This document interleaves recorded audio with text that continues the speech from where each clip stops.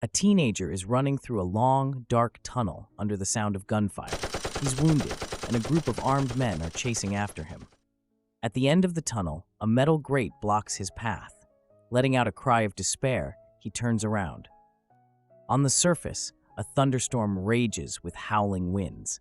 In a classroom, Xion sits lost in thought during a lesson. Safu stands before the class giving a report, but no one is paying attention. Xion too is in his own world, imagining himself carried away by the wind along with autumn leaves right into the heart of the storm. Frustrated by her classmates' indifference, Safu snaps. She scolds them for ignoring her and mocking her for being placed in a special program. In response, they accuse her of arrogance and mock her old clothes. This is the last straw. Safu lunges at one of them with her fists. After class, Safu and Xion ride home on a river tram. Xion teases her about the fight, saying she should take up martial arts instead of science. They head to Safu's house, where her grandmother gives Xion a birthday present. It's a sweater, exactly like Safu's, but lilac-colored, because Xion means lilac flower. The grandmother knitted it herself. In the calm and sheltered 6th zone, there's little else to do. Safu bakes a cake, Xion blows out the candles, and the three of them have tea. As night falls, Xion heads home. At the gate, Safu kisses him on the cheek, hinting at deeper feelings. Suddenly, a piercing siren wails from a dome-shaped tower in the square. For the teenagers, it's a legendary sound, but the adults visibly tense up. The siren hasn't sounded in years. Back home, Xion watches the storm from his window. Overcome by emotion, he runs out onto the balcony and shouts into the night. The alarm system activates. Turning it off, Xion suddenly notices a bloodied teenager standing behind him. The stranger lunges at Xion, orders him not to move, but Xion offers to treat his wounds.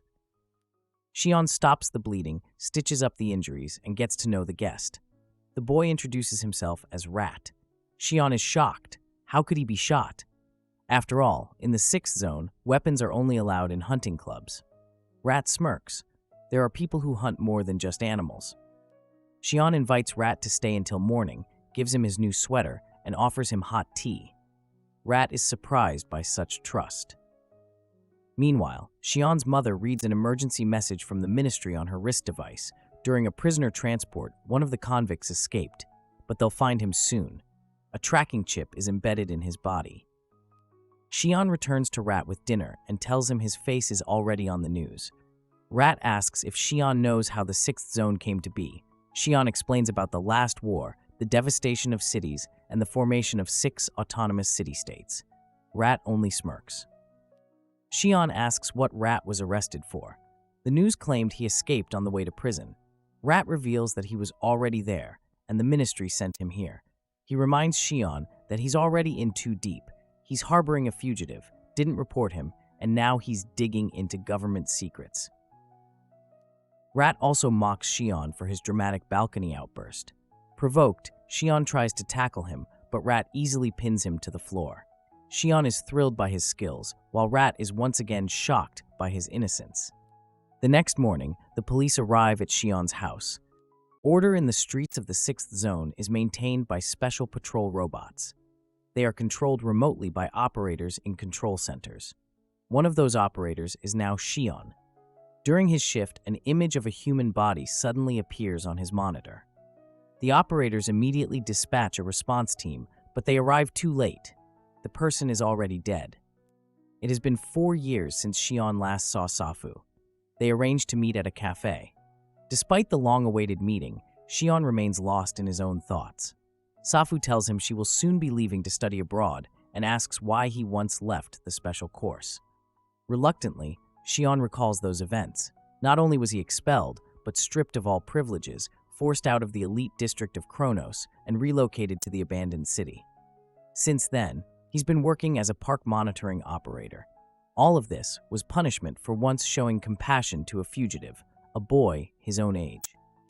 Safu cannot understand why Xion has no regrets and continues to behave so detached. Before leaving, she asks him for one favor, to sleep with her right then and there. Xion, flustered, refuses. Safu demands an explanation. Is it because he isn't attracted to her, or because he doesn't like girls at all? Xion replies that he has always seen her first and foremost as a friend.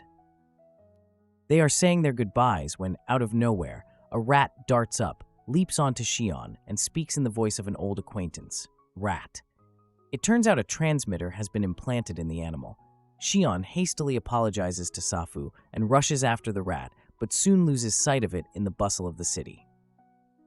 The next morning, Shion arrives at work. His partner tells him that the wife of the man they found dead in the park the day before had come by. It turned out the man was actually very young, though Shion clearly remembered seeing an old man. It seems strange to him. He begins to suspect that the ministry is hiding something. Suddenly, his partner collapses. Before Shion's eyes, the man ages rapidly, falls to the ground, and a strange insect resembling a bee crawls out of his neck. Soon after, ministry agents arrest Shion. He's interrogated, then handcuffed and taken to prison. His conversation with his partner had been overheard, and now he's suspected of ties to the rebellion. On a bridge, the police vehicle carrying him suddenly stops. A waste collection robot blocks the road. At that moment, Rat appears from beneath the bridge. In seconds, he disables the guards, frees Shion, and they drive off in the police car. However, the car soon veers off course. Its controls have been hijacked remotely. The two are forced to jump out on the move, and thanks to Rat's reinforced clothing, they survive. The car explodes. Rat had planted a bomb in it in advance. He orders Shion to immediately discard his bracelet, a personal identifier that makes them easy to track. Shion realizes this means he'll lose all contact with his mother and Safu, but there's no other choice.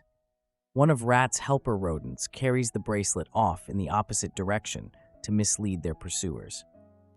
They commandeer another vehicle and race out of the city, but soon a pursuit catches up with them. At top speed, the two rush toward the city gates and manage to slip through them at the very last moment.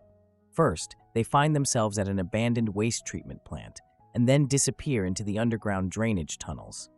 Exhausted and worn out, Shion looks around. Only ruins and debris surround him. Rat glances at him and smirks. Welcome to reality. Shion was astonished to discover that in the gloomy underground chambers of the wasteland, among piles of garbage and rusted walls, there were entire shelves filled with books. Delighted, he grabbed the first one he saw and began reading aloud. In the 6th zone, classic literature had long been forbidden, and the last book he'd heard had been read to him by his mother when he was a child. Suddenly, Nezumi skillfully acted out one of the scenes. His performance was so vivid and expressive, it felt like a real theater play. Before long, a conversation broke out between them. Nezumi reproached Shion for his softness, for his attachment to his mother and other people, advising him to leave the past behind and live only for the present. But Shion asked in response, if that's so, why didn't Nezumi do the same? Why had he risked his life to save him 4 years later? Those words struck a nerve. In a flash of anger, Nezumi grabbed Shion by the collar and snarled that he was just repaying an old debt. Nothing more.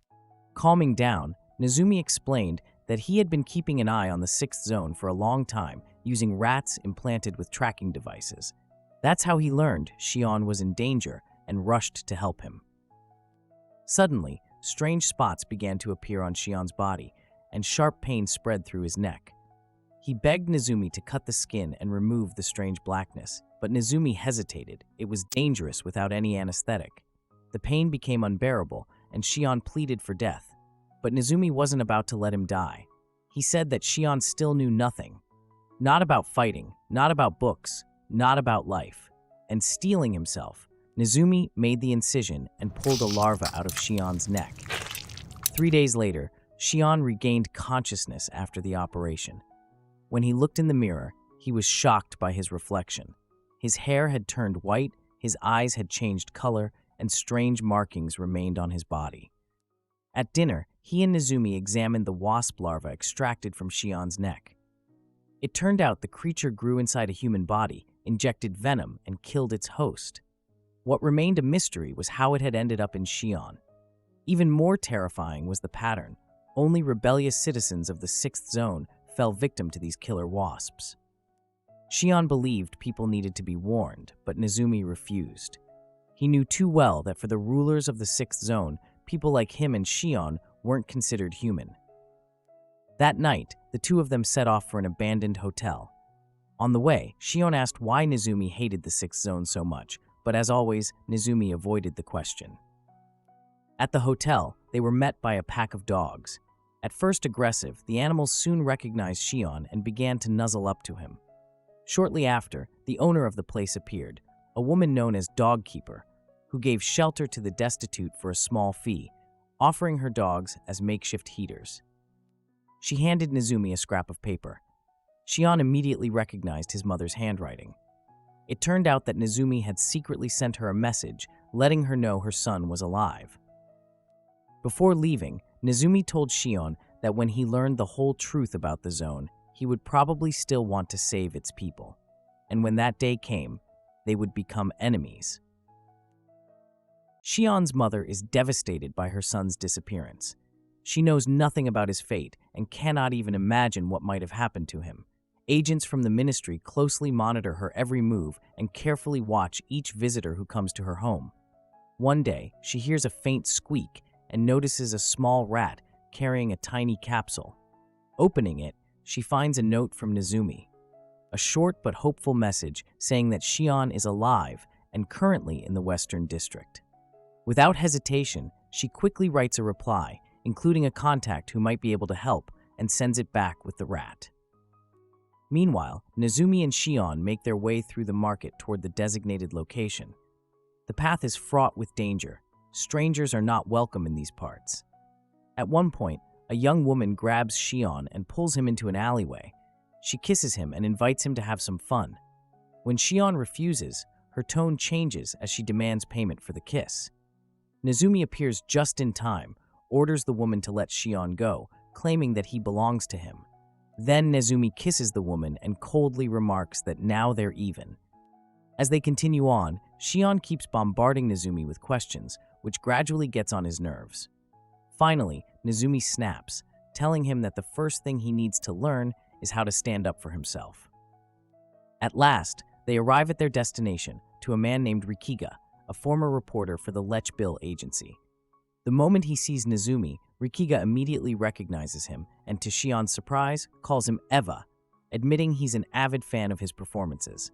This revelation stuns Shion. He had no idea his friend was an actor. Nezumi questions Rikiga about a woman named Karen, Shion's mother. It turns out that years ago, Rikiga had been in love with her but was rejected. He even kept an old photograph where they appear together.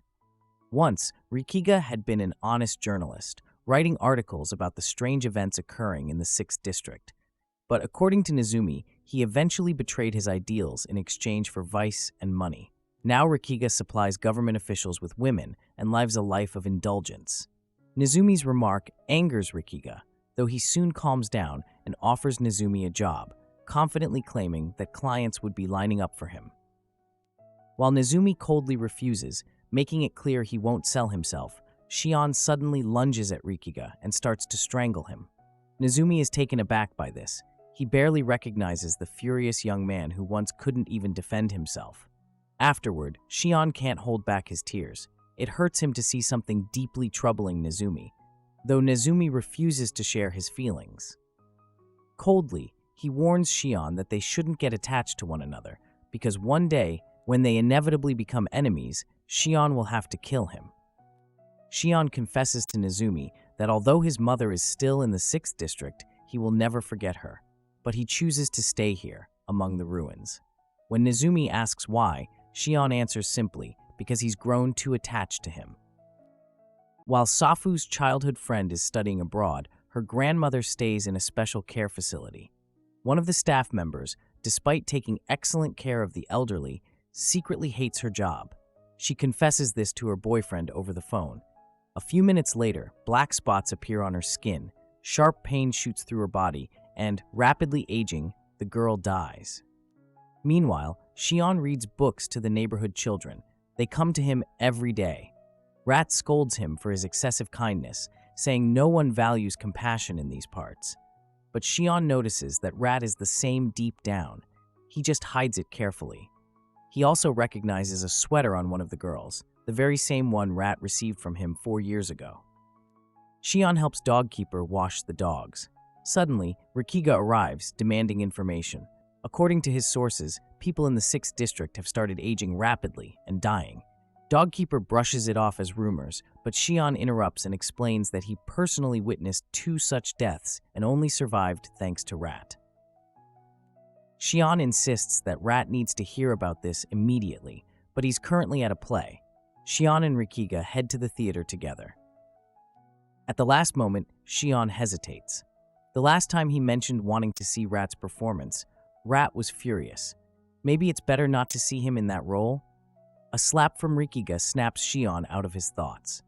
When they enter the hall, the play has already begun. On stage, Hamlet. Rat is playing Ophelia.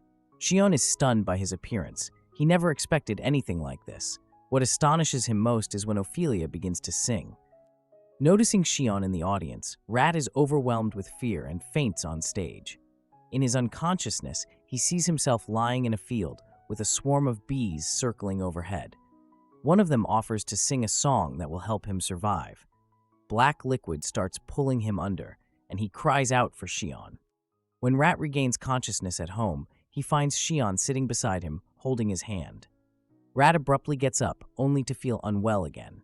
When Xian asks what happened, Rat replies, "The wind blew." At the same time, Safu and a classmate visit an art gallery. Standing in front of a stained glass window depicting bees, Safu suddenly feels faint. Just before losing consciousness, she too hears the same song. A teacher comes into her hospital room and informs Safu that she must return to the 6th district. Her grandmother has passed away. Xian tells Rat about the deadly killer wasps terrorizing the 6th district. Rat only grins. Excellent, they'll all be dead before spring comes. He declares that such good news should be celebrated, grabs Xian and insists on teaching him to dance. Xian isn't thrilled by the idea, but escaping Rat's arms is impossible. They dance for a long time amid the ruins and wreckage, their eyes locked on each other. Later, Xian confides his fears to Rat. When Rat collapsed on stage, Xian was terrified, afraid he'd see the same thing crawl out of Rat's neck. In that moment, he realized he couldn't bear to lose him. "There's a lot you don't know," Xian admits, "but one thing I'm sure of. I wouldn't survive losing you." Safo's grandmother passed away, and the girl had to interrupt her studies to return to the 6th zone. She was told that the old woman had been happy in the nursing home and had passed away with a smile on her face. However, when Safu was given her grandmother's belongings, there were only a pair of glasses and an old scarf. Her favorite knitting needle, the one she never parted with, was missing. What made Safu even more uneasy was that the items had no scent at all. They didn't smell like her grandmother. It seemed strange and suspicious. Safu wanted to share her concerns with Xian, but his number was no longer available. Even worse, his records had been wiped from the system, and he was now listed as a highly dangerous criminal. The news shocked Safu. She knew Xian. He wouldn't hurt a fly. Desperate to find out something, Safu decided to visit Xian's mother. During their conversation, she noticed how unusually calm the woman was, as if she wasn't worried about her son at all. That's when Safu realized Xian wasn't in prison. He had escaped. After some hesitation, his mother admitted it was true and that Xian was now hiding in the Western District.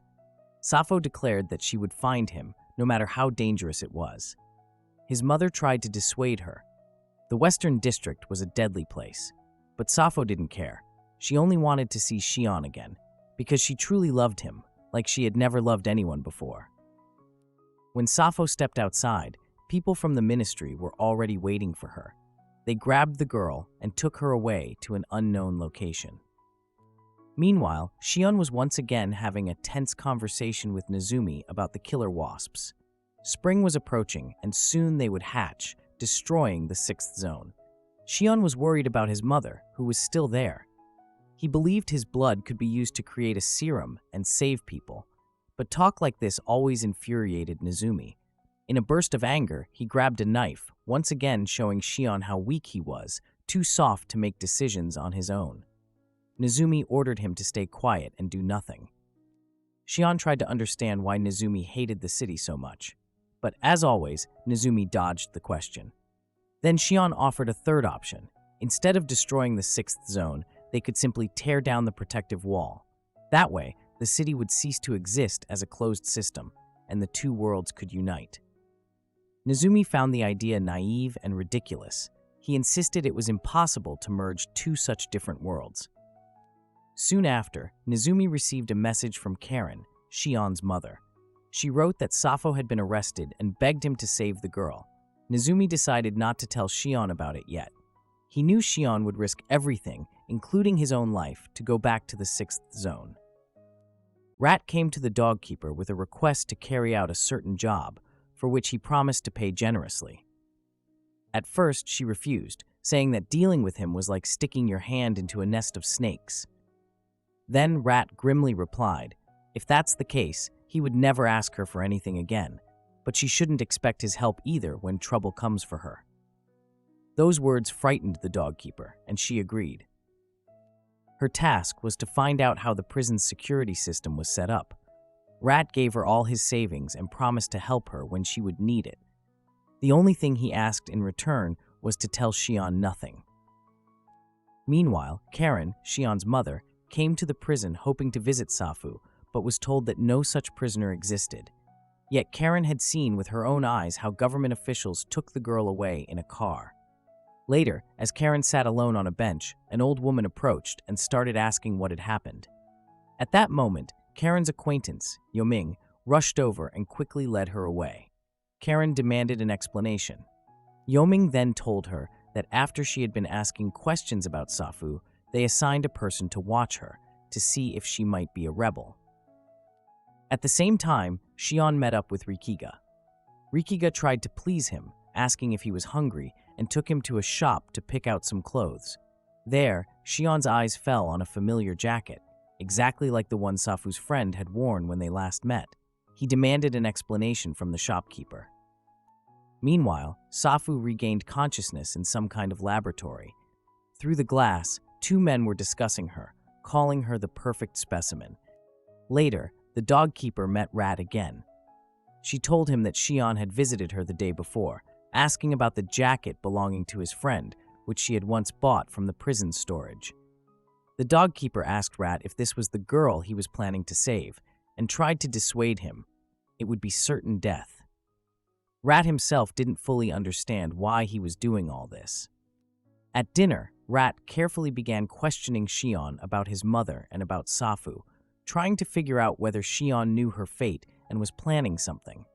Shion laughed it off, but then admitted that if he hadn't met Rat, he would never have discovered who he truly was. He said he was glad to have met him and kissed Rat on the cheek. Rat asked if that kiss was out of gratitude. Shion replied it was a goodnight kiss, but in truth, it was a farewell. Instead of going to bed, Shion secretly left without Rat noticing. But Rat caught up with him, told him he was heading the wrong way, and knocked him down with a single blow. Shion asked why he hit him. Rat answered, for lying. Then Rat confessed that he had already gotten all the necessary information about Safu from the dogkeeper. It was possible to save the girl, but they needed to prepare carefully. Acting rashly would lead nowhere. Shion struck back for hiding the message and making plans behind his back. Rat told him that he wouldn't survive alone. Shion was tired of Rat constantly watching over him. He wanted to be his equal. Rat replied that Shion had no idea what he meant to him. When Rat had already given up on life and was ready to die, it was Shion who reached out his hand and showed him that people could help each other. And the person Rat had become now, it was thanks to Shion. He promised that he would never keep anything from him again. Rat leads Shion through a narrow gorge to a secret place. There, they are suddenly captured by strangers and taken to their leader. The man immediately recognizes Rat and, surprised, asks why he has returned. In response, Rat shows him a photograph he found at Rikiga's office. In the picture, taken at a laboratory, the man stands next to Shion's mother. The leader carefully looks at Shion and asks him to show the marks on his body. Seeing the scars, he declares them to be the traces of a parasitic wasp. He then demands that Shion tell them everything that happened to him. Meanwhile, in a bakery, Shion's mother, Karan, is speaking with Yoming. he tells her that a strange epidemic has broken out in the city. Everyone who has witnessed the mysterious deaths is vanishing without a trace. At the same time, Safu is being held in a laboratory. People in protective suits call her a specimen. She's terrified. She thinks of Xion and silently prays for him to come save her. Rat once again hears the same song that haunts him and drives him to madness. The leader orders him to sing what he hears. Rat sings and immediately begins to feel unwell. Unable to stay silent, Xion demands to know who this man really is and what he knows. Xion says he spent too long searching for the truth, and now he wants to know what the world truly is, no matter how bitter that truth may be. The man begins his story. He was once one of the leading scientists on the project to build the 6th District after the war. The goal of the project was to create a utopia, a society free of poverty and war. But things turned out differently. Those in power began abusing their authority, eliminating anyone who opposed them. The disobedient were dealt with swiftly. At the time, the scientist was completely absorbed in his research and blind to what was happening around him. One day, he encountered Eliurius, the legendary queen of the forest people, a being whose power surpassed that of humans. He was captivated by her and dedicated all his research to studying her nature. When he presented his findings to his superiors, he was nearly killed. Forced to flee, he took refuge in this forgotten gorge. Here, he lives alongside others who were cast out from the 6th District. The forest people once lived in harmony with nature, seeking peace and balance, and worshipped Eliurias. But the rulers of the 6th District sought to seize her power. They attacked the village, slaughtered everyone, and burned their homes. Rat's family perished too. He was the only one who survived. The song Rat hears is Eliurias' song. She's calling him. Rat feels it is his destiny to take revenge on the 6th District. The old scientist gives Xion a flash drive containing all his research on Eliurias, the parasitic wasps, and the forest people. He asks Xion to uncover the truth and save his friend. Xion asks, why him?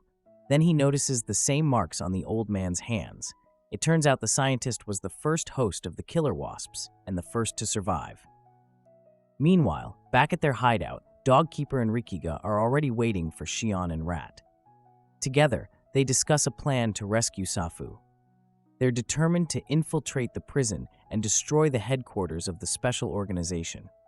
They believe that if the prison falls, the entire 6th District will collapse with it.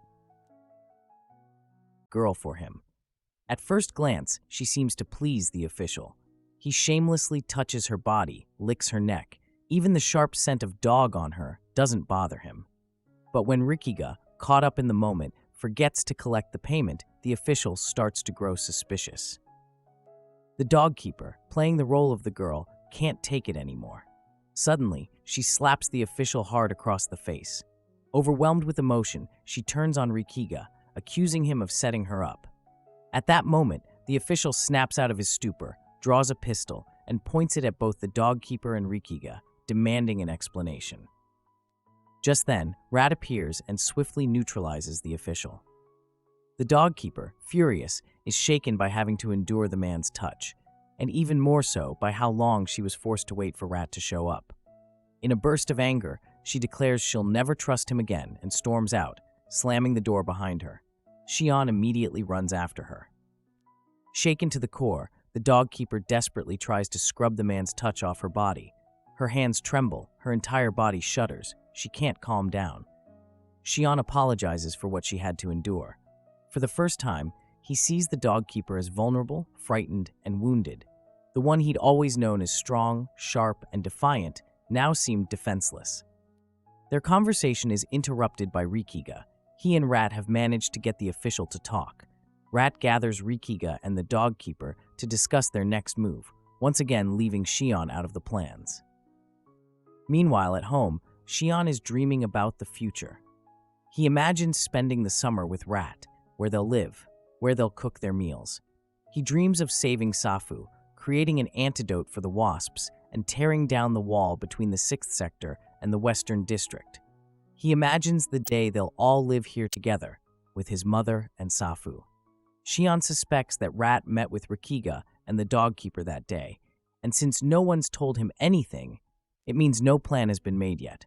Still, he trusts Rat and is willing to wait. On the eve of Holy Day, Rat brings Xion to the market. Suddenly, heavy machinery from the 6th sector rolls into the Western District, methodically destroying everything in its path.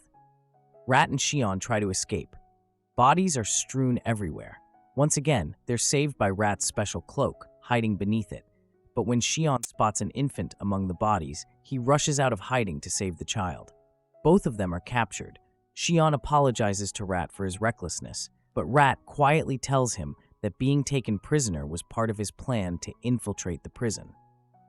Meanwhile, Yoming visits Karen, Xion's mother. At their previous meeting, he invited her to join a secret group of people who had suffered at the hands of the 6th sector. Yoming is preparing for an uprising. Karen is frightened by the madness in his eyes and his fanatical words. She remembers seeing such eyes before, in those who once created the 6th sector. Yoming begins to suspect who she really is. The prisoners are loaded into trucks and transported to the prison. Along the way, Rat sings a song. It's a beautiful, sorrowful melody that allows people, for a brief moment, to forget their pain and fear.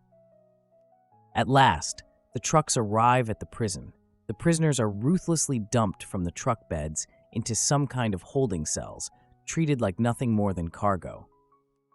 After the purge, Dogkeeper wanders through the ruined marketplace. For her, it's a treasure trove. Weapons, food, and goods scattered everywhere, ready to be traded or sold. Riki joins her. One of the dogs brings Dogkeeper an unexpected gift, an infant, the very same child Xion tried to save. She's far from thrilled by the find. Meanwhile, Xion and Nezumi, along with other prisoners, are dumped from a truck into a massive pit.